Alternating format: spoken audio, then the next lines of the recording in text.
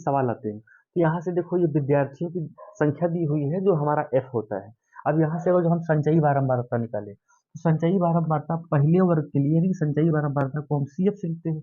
ये पहले वर्ग के लिए 15 ही रहेगी और दूसरे के लिए हो जाएगी 15 और 35, इनको ऐड कर देंगे, ये हो जाएगा हमारा 50 और ये अगले के लिए हो जाएगी 50 प्लस F1। F1 जोड़ देंगे फिर अगले में 50 प्लस F1 प्लस F2 जोड़ देंगे, ये वाला भी जोड़ देंगे। अगले में फिर क्या हो जाएगा 50 और 33 हो जाएगा हमारा 83 प्लस F1 प्लस F2 हो जाएगा। फिर अगले के लिए 83 में हम 23 जोड़ देंगे तो ये हो जाएगा 6 और 106 प्लस F1 प्लस F2 हो जाएगा। और अगले के लिए हमारा हो जाएगा 106 में 19 जोड़ देंगे तो हम हो जाएगा ये हमारा 125 प्लस का F1 और प्लस F2 हो जाएगा। नेक्स्ट के लिए हम इसमें भी 8 जोड़ देंगे तो हो जाएगा हमारा 133 प्लस F1 प्लस F2। ये हमारा हो जाएगा जो पूरा इनका योग सिग्मा एफ आई। देखो यहाँ से अगर जो हम देखें कुल विद्यार्थी कहता था 220 है, तो यहाँ से हमारा सिग्मा एफ आई कितना होगा? अगर जो यहाँ से देखें सिग्मा एफ आई बराबर हमारा होगा 133 प्लस F1 और प्लस का F2। अब सिग्मा एफ आई कितना है? 220 है। ये देखो 220 विद्यार्थी दिया हुआ, तो यहाँ से अगर जो हम रखें 220 equal to 133 plus F1 plus F2 से हो जाएगा F1 प्लस F2 बराबर 220 माइनस 133, और 220 से 133 जो घटेगा तो हमारा बचेगा 87।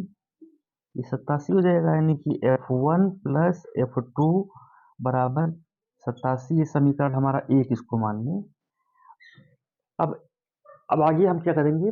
देखो माध्यक दिया हुआ है 135, माध्यक 135 है, तो 135 जो है वो देखो किस ग्रुप में आता है, हमारा 130 से 140 वाले खाने में आता है।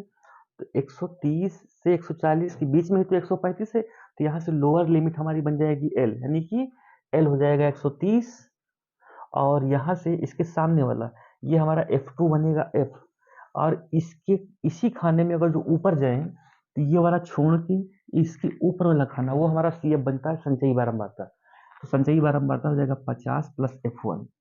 अब आगे अगर जो हम यहाँ से माध्यक निकालते हैं, माध्यक का फार्मूला होता है, माध्यक इक्वल टू होता है L plus N/2 minus CF और बटे का F इंटू H हो जाता है। अब माध्यक हमारा दिया हुआ है 135, L दिया हुआ है 130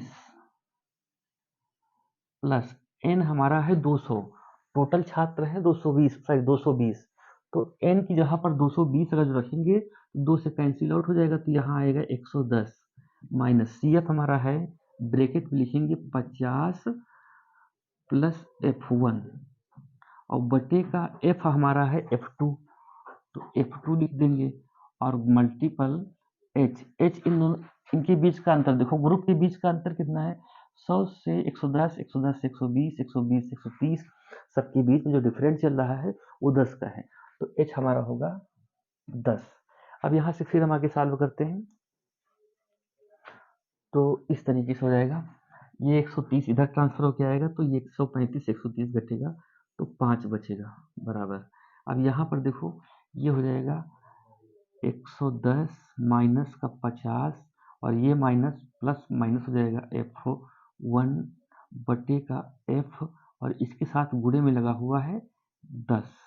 तो अब देखो 110 से 50 घटेगा तो कितना बचेगा? यहाँ 5 रहेगा और 110 से अगर जो 50 जाएगा तो हमारा बचेगा 60 माइनस का F1 और बटे ये F2 था हमारा, F2 हो जाएगा और गुणे 10 है, और 10 से गुणा होगा, इसका गुणा इधर हो जाएगा तो 5F2 बराबर ये हो जाएगा 10 का गुणा 60 से होगा तो 600 हो जाएगा माइनस 10F1। अब इसको हम इक्वेशन में कन्वर्ट कर सकते हैं, तो ये इधर आएगा तो 10F1 हो जाएगा प्लस का और 5F2 हो जाएगा बराबर 600। अब देखो इस तरीके के समीकरणों को सॉल्व करने के लिए हम कॉमन निकालें अगर जो, तो हमको कम सॉल्व करना पड़ता है। तो यहाँ देखो 5 कॉमन होता है सबसे मिनिमम। देखो 10F1 यहाँ पर है और 5F2 यहाँ पर है, तो मिनिमम हमारा क्या बन रहा है, 5 दोनों में है। तो 5 का हम कॉमन ले लेंगे तो यहाँ बचेगा 5 दूनी 10F1 प्लस F2 और बराबर का 60, 600 हो जाएगा। 5 एक अन्नम 5, 5 दूनी 10, एक जीरो ऐड कर लेंगे तो 2F1 प्लस F2 बराबर का 120। ये समीकरण 2 मान लिया। अब समीकरण 1 और 2 को जो हम हल करें तो यहाँ से देखो समीकरण 1 था F1 प्लस F2 बराबर 87, तो यहाँ से समीकरण 1 लिख लेते हैं F1 1 व 2 से। तो देखो भैया 1 हमारा है F1 प्लस F2 बराबर 87 और 2 है 2F1 प्लस F बटे बराबर का 120। अब इनको हम घटा लें, अगर जो घटाएंगे तो क्या मिलेगा हमको, देखो यहाँ माइनस लगाएंगे, घटाने में हमेशा अपोजिट सिंबल लगाते हैं। जब किसी भी दो समीकरण को घटाया जाता है तो अपोजिट सिंबल, देखो यहाँ पर 2F1 प्लस का यहाँ माइनस लगाया, F2 प्लस का यहाँ माइनस, 120 प्लस का है माइनस। अब देखो ये F2 कैंसिल हो जाएगा और 2F1 से 1F1 घटेगा तो माइनस का F1 बचेगा और बराबर 120 से 87 घटेगा।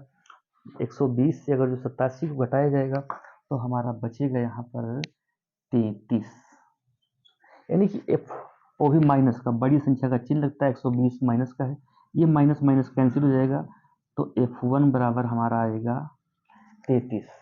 और जब F1 33 आया तो F1 का मान हम किसी भी समीकरण में रख देंगे। अगर जो F1 में रख देंगे तो देखो यहाँ से F1 की जगह पर अगर जो हम 33 रखें और प्लस F2 बराबर का 87, तो F2 बराबर हो जाएगा 87 में से अगर जो 33 हमारा घटेगा तो कितना बचेगा भैया, F2 7 में से 3 जाएगा, यहाँ पर बचेगा हमारा 4 और 8 में से 3 जाएगा तो बचेगा 5, यानी कि F2 आया है 54 और F1 आया है 33।